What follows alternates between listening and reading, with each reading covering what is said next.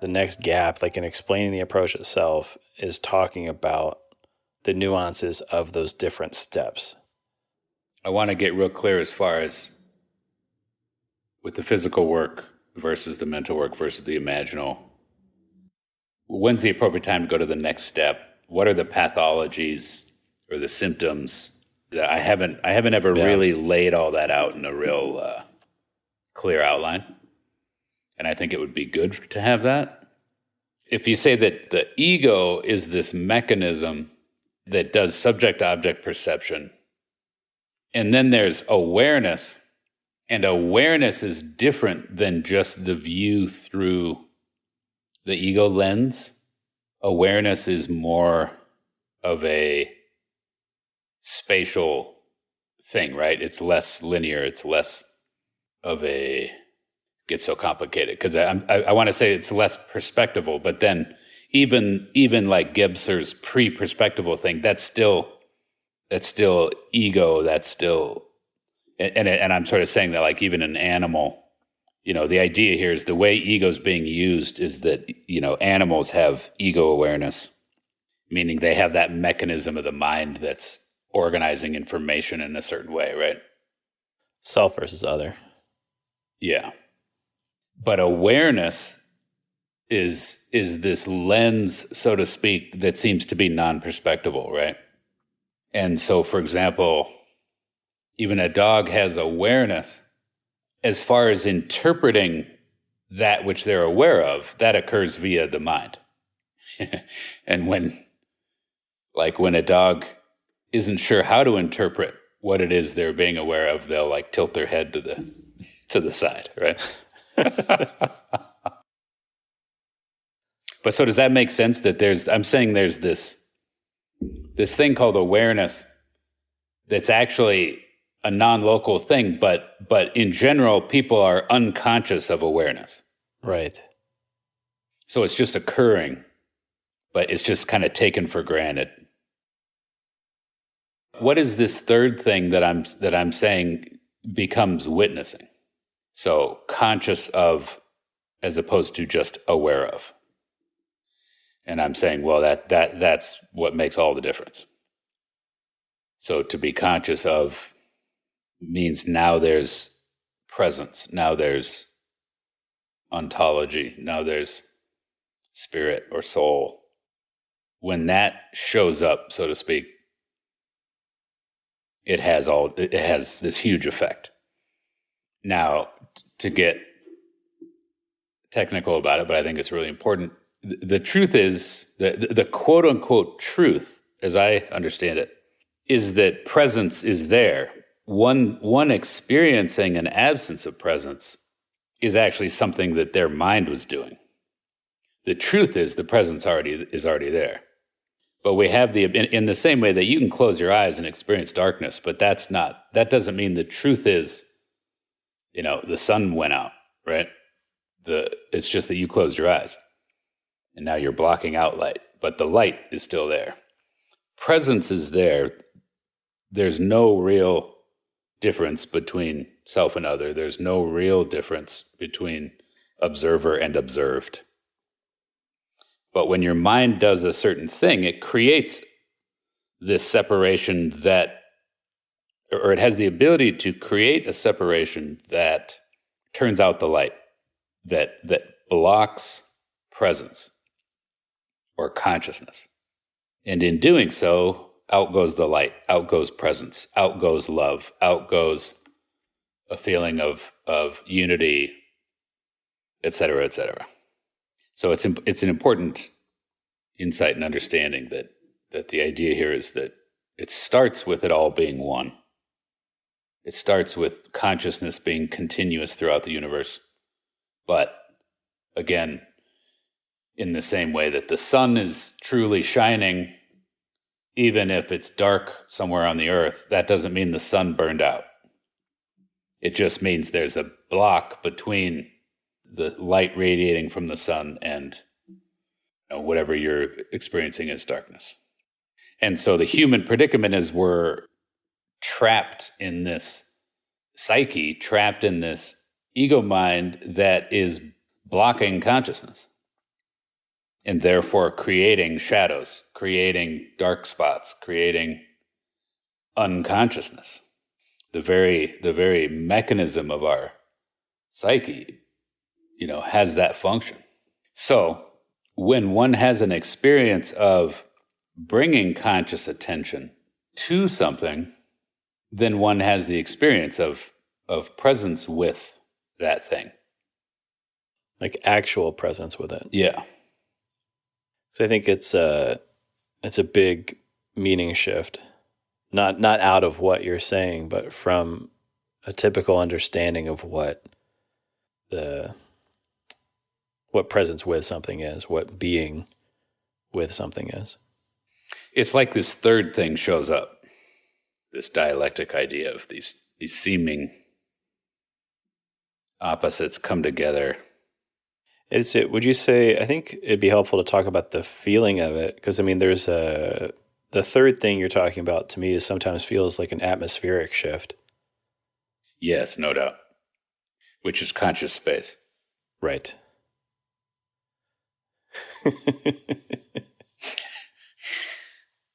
But I think as far as relating it to people's experience, because like you said, we're all either doing this or not all the time.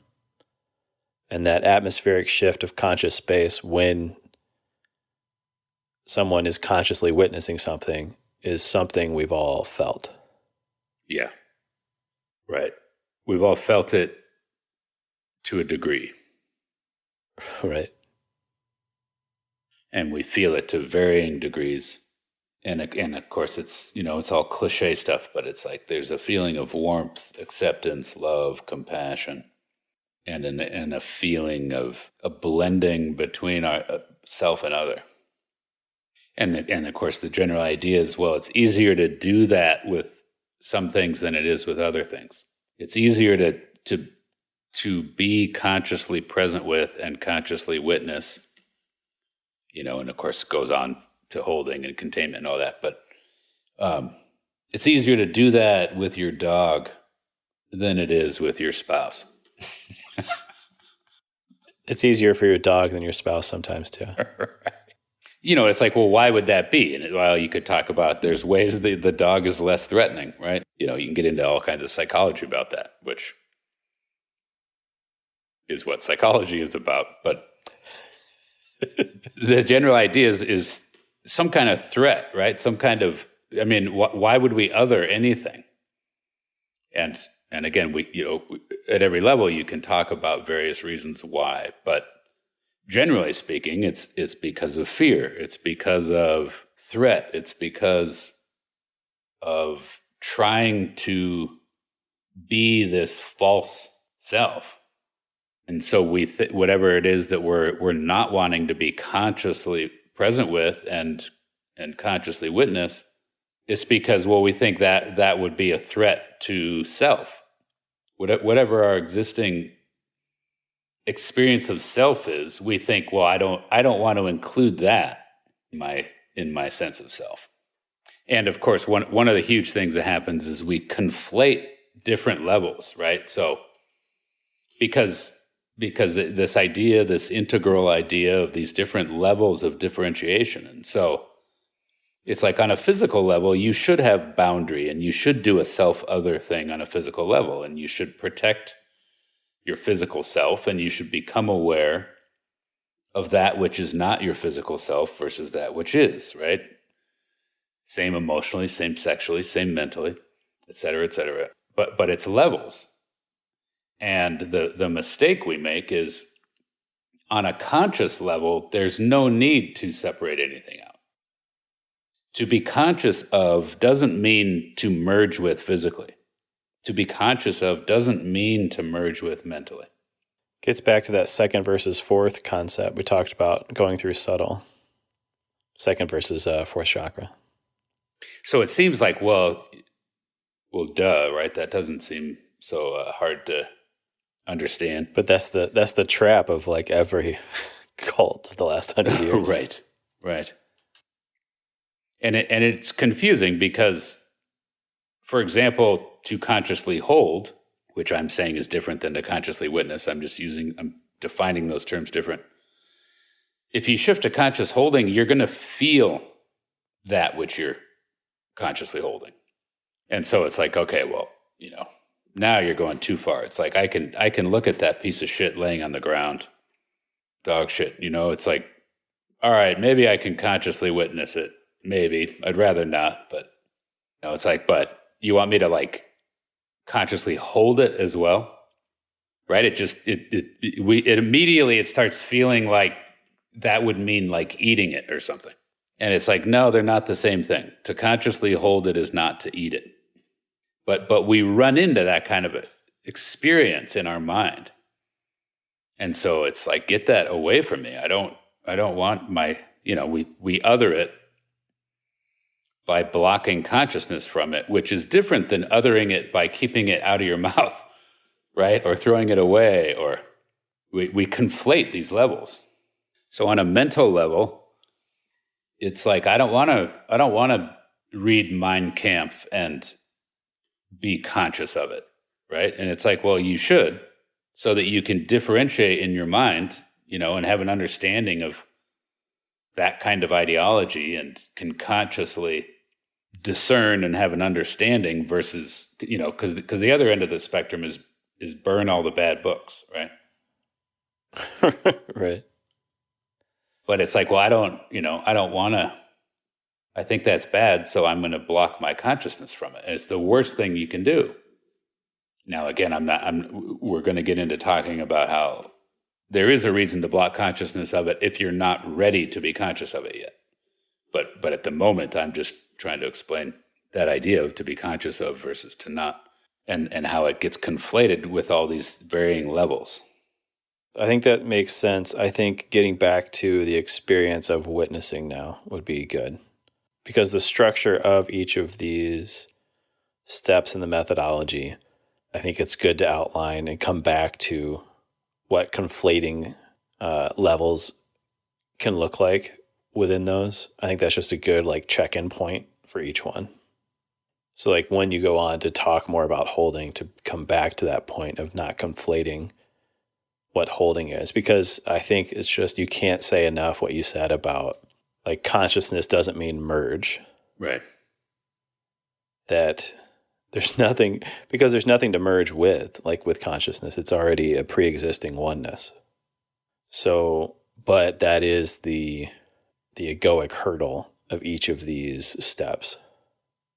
And a hurdle. It's not like the obstacle, but as you're saying, as you move from one to the next, that the same pattern of like, I am not that instead of that which I already am keeps coming up.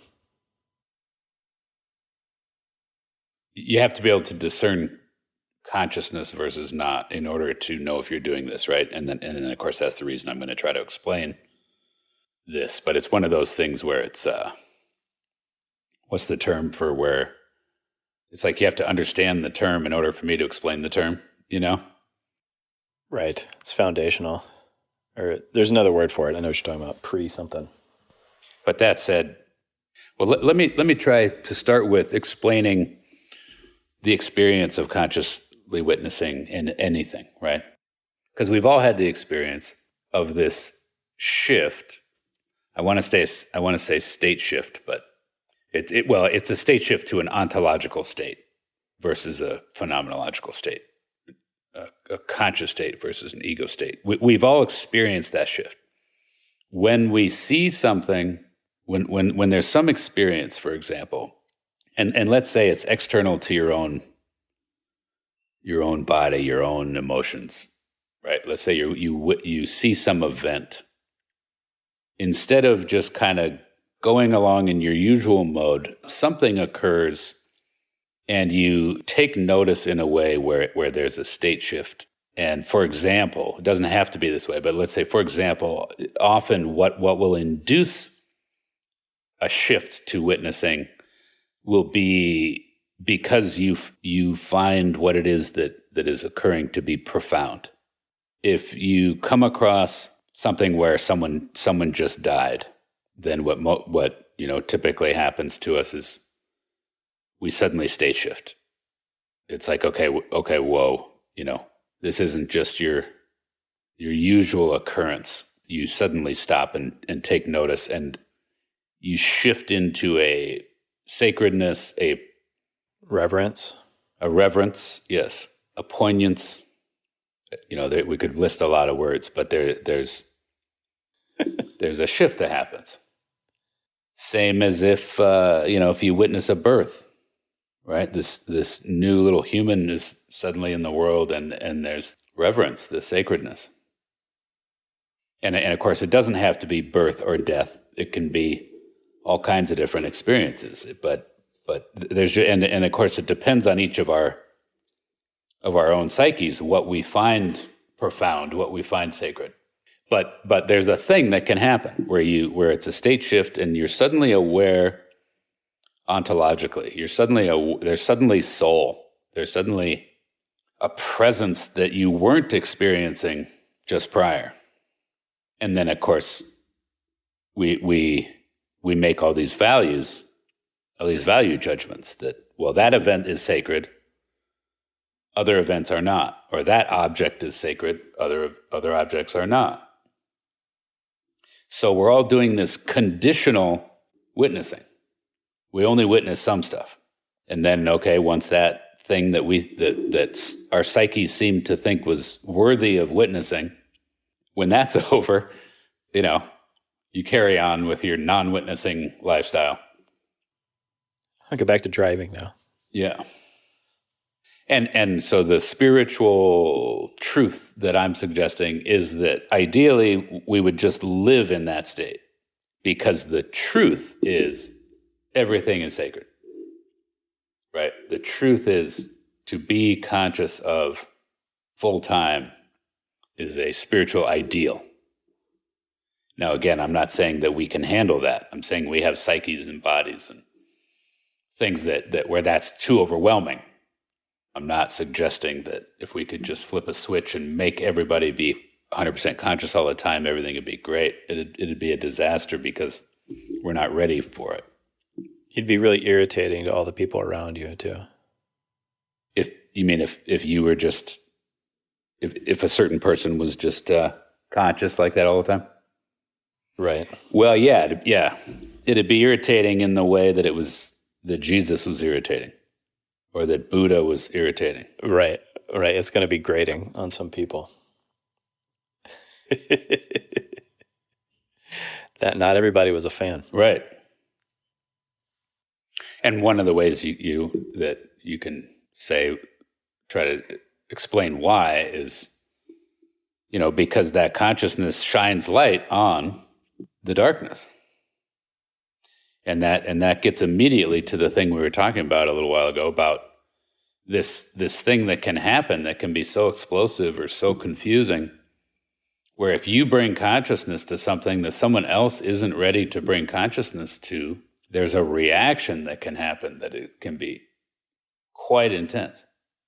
So consciously mirroring, for example, too early can be way too, it can have a very negative effect. We'll get back to that. You're not ready for that yet. No, not yet. And like you said a minute ago, it's like you can't sort of say it enough. This idea of it. But I don't know. Do you, maybe you want to put some words to this the type of experience, like you said, reverence, which was right on. But just kind of put your words to the state shift that can happen where. Yeah, exactly. There's I think for me the state shift is I keep coming back to kind of the fourth way Gurdjieff framing of it, of being asleep versus being awake, and that happens moment to moment. And the other way they put it is forgetting yourself and remembering yourself. Mm-hmm. And I think that those moments you're talking about are, and I mean, lots of people describe it this way, but an active remembering of yourself in the moment. And the self we're talking about is bigger than the physical self or the emotional self. It's more like soul, as you're using soul. That shift, I think there's like an example that came to mind that was like really recent for me. I was listening to an NPR story, and It was about this librarian who is Tibetan, and she's doing story hour online for like the last year. And the thing about the Tibetan language is that it's quickly dying because China is kind of indoctrinating people, teaching Chinese in schools, and the language is gradually disappearing. So these Tibetan expats all over the world, their kids throughout COVID have been tuning in to this librarian reading stories in English and in the Tibetan native language. And so she's like actively keeping that language alive by teaching, expats kids via like Zoom story time from her library. So I listened to that, and there was a major shift for me. I was like, this is sacred. Like, this is profound, what this person is doing and the impact they're having by doing that. And the shift for me from being asleep to being awake, I think, is what happened. That like I'm just driving along, not paying attention. Like I couldn't tell you what story came before that. I couldn't tell you what story came after that on NPR. But like that moment, like I was very much aware and very much conscious of the impact of what this person was doing and the impact it was having on me to experience that and see that. And I think what you're saying is so true, that this is an oscillation that happens constantly. And there's just this expression again from one of Gurdjieff's students where he's like, I got done with class, and like his class with Gurdjieff, and he's like, I got done with class and just I was super awake. I'm paraphrasing because he was 100 years ago, so they probably didn't say it like this. Super awake, and then 2 weeks later, I came to walking down the street, and I was finally awake again. And it's just this witnessing it's a skill that can be fostered and developed and grown over time, and everything in the world will inhibit it. Like everything in our ego and our psyche will not make that connection on its own. And it's kind of the other term that kind of came to mind as you were talking about it is the idea of conscious shocks. So death and birth and profound things are external conscious shocks to our existing program. And that conscious shock is crucial in so many different traditions to discern being conscious of from being aware of, like you're saying. That there is something that if you notice that state shift, you're already on your way to differentiating being conscious of versus being aware of. Yeah, that was great. I'm in a state of conscious shock and awe right now at your eloquence. If you want to learn more about the Dimension Approach, please visit dimensionapproach.com.